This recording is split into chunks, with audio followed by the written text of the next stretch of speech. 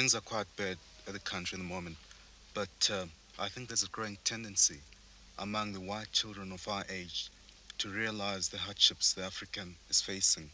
And I think this is also the case in South Africa. You've only got to consider what's been happening at the South African universities and to realize that the younger generation at any rate is realizing what the African has to put up to. And even though they can't do much about it, they're trying their hardest.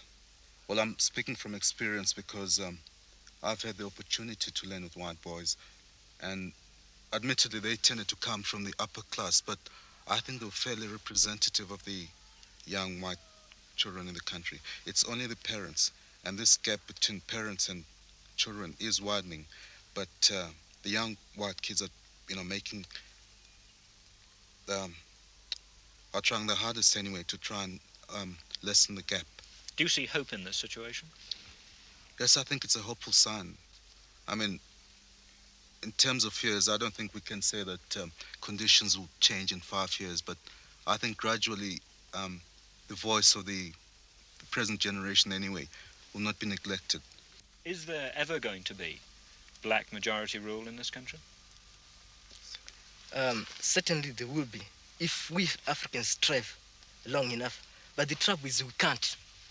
We're ever suppressed. Each time we try to speak against the government, you might find that you're in trouble within a matter of seconds, which is rather too bad. I mean, they should accept opposition. Since they're in power, they should always accept opposition from anybody. Do you think they're foolish not to? Yeah, that's true. That's true enough.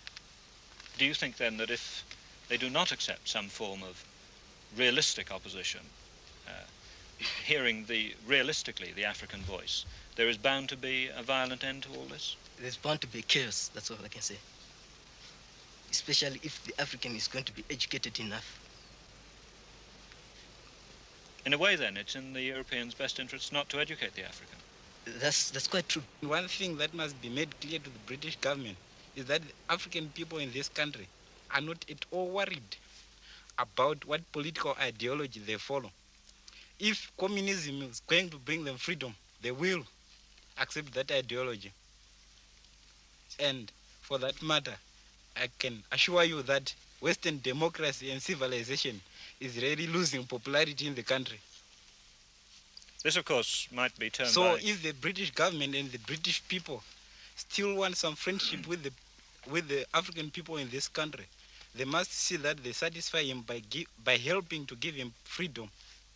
They must force the Smith government. This, of course, might be said by Mr. Smith to be complete justification for keeping the African nationalists behind bars. What cause? What you've just said. And it is only the only way possible now for us to gain freedom, because all the other ways have failed. Talks have failed. You can't reason with the Smith government. Is that they just don't accept to reason. They don't. So why are we going to waste our time talking with them? If they want to talk with us, they have people in the parliament, the chiefs whom they choose. Those people are uneducated, most of them. What do they talk with them? Their speeches are made for them, and they speak what Smith wants. What does that help us? Yet there are many African graduates, many people who know politics, who are being left away from politics. Do the tribal chiefs speak for you?